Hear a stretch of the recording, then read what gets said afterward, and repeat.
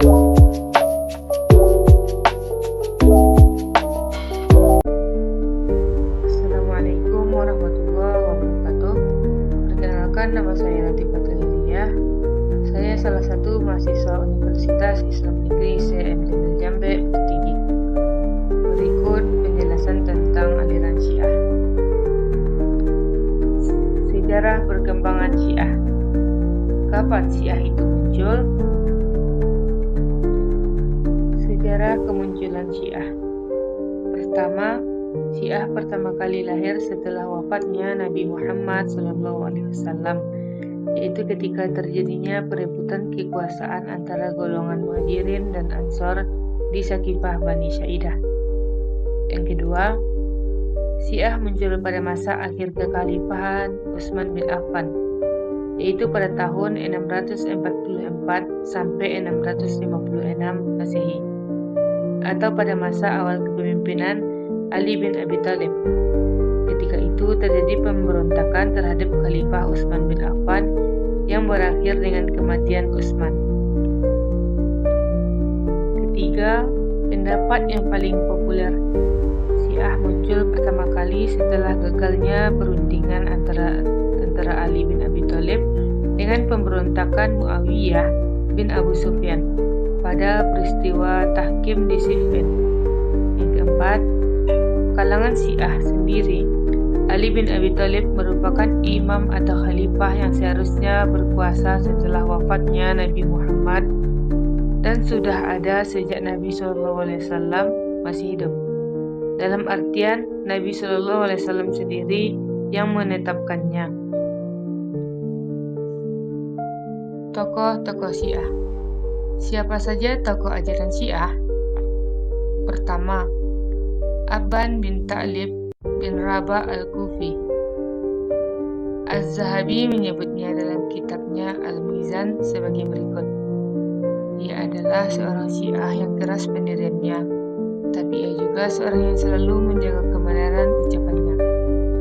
Yang kedua, Ibrahim bin Yazid An-Nakhai al-Kufi atau Al-Faqih. Ia tergolong di antara tokoh-tokoh Islam yang sangat dipercaya.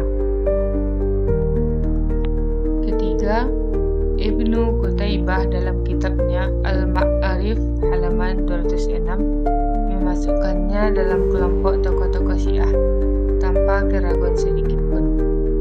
Keempat, Ahmad ibnu al-Mufaddal ibnu al-Kufi al-Hafri. Abu Zar'ah dan Abu Hatim mempercayai riwayatnya, meskipun keduanya mengetahui kedudukannya sebagai seorang Syiah. Kelima, Ismail bin Abban al-Azdi al-Kufi al-Warraq. Az-Zahabi menyebutnya dalam Al-Mizan bahwa Al-Bukhari dan Tirmizi berpegang pada riwayat Ismail dalam kedua kitab sahih mereka. Selanjutnya masuk kepada pokok-pokok ajaran Syiah. Yang pertama, Ahlul Bait. Secara harfiah, Ahlul Bait berarti keluarga atau kerabat dekat terhadap pengertian Ahlul Bait. Yang kedua, Al-Bada. Al-Bada artinya tampak doktrinal. Bada adalah keyakinan bahwa Allah Subhanahu wa Ta'ala mampu mengubah suatu peraturan atau keputusan yang telah ditetapkannya dengan peraturan atau keputusan baru. Yang ketiga, Asyura. Asyura berasal dari kata Asyarah yang berarti 10, yaitu hari ke-10 bulan Muharram sebagai hari bergabung Syiah untuk memperingati wafatnya Husain bin Ali dan keluarganya oleh pasukan Yazid bin Muawiyah di Karbala, Irak pada tahun 61 Hijriah. 4. Imamah atau kepemimpinan.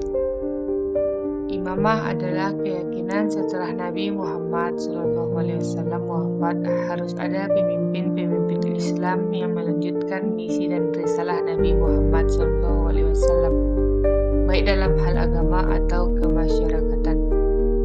Yang kelima, Ismah.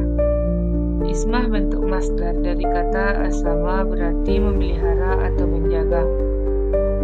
Ismah ialah kepercayaan bahwa para iman itu, termasuk Nabi Muhammad, telah dijamin oleh Allah Subhanahu wa Ta'ala dari segala bentuk perbuatan salah ataupun lupa.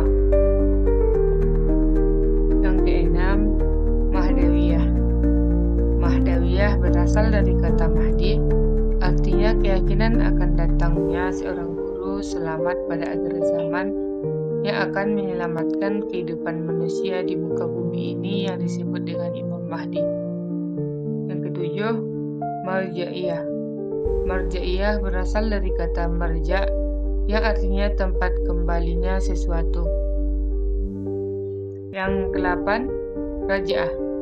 Raja'ah berasal dari kata raja yang artinya pulang atau kembali.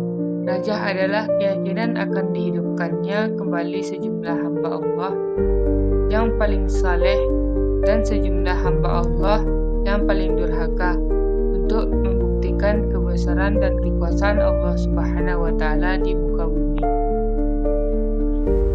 Kesembilan, Taqiyah.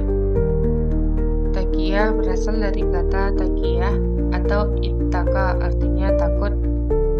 Taqiyah adalah sikap berhati-hati demi menjaga keselamatan jiwa karena khawatir akan bahaya yang dapat menimpa dirinya. 10. Tawassul.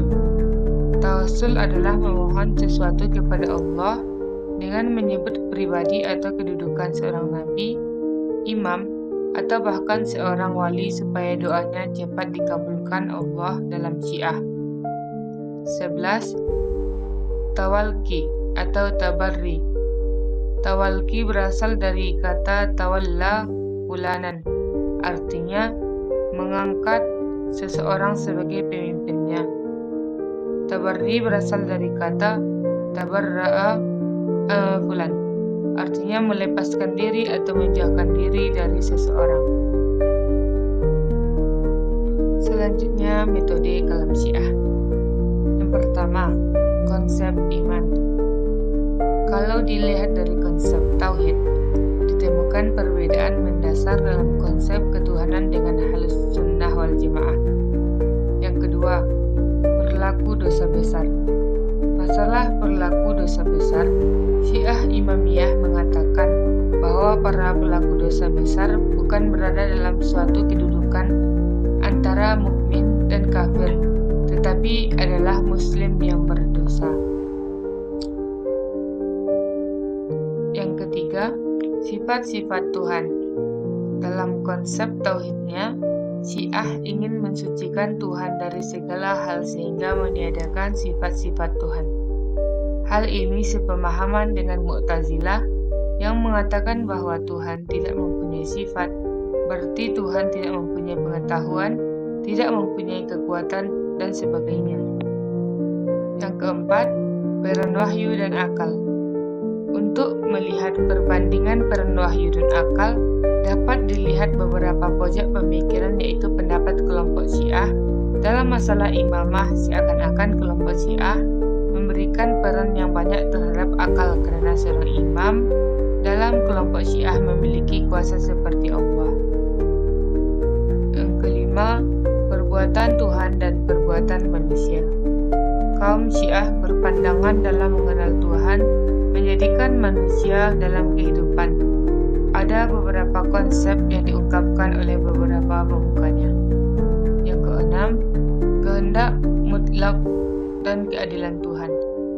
Konsep keadilan serupa dengan Mu'tazilah, yaitu Tuhan itu adil dan tidak mungkin berbuat zalim dengan memaksakan kehendak kepada hambanya.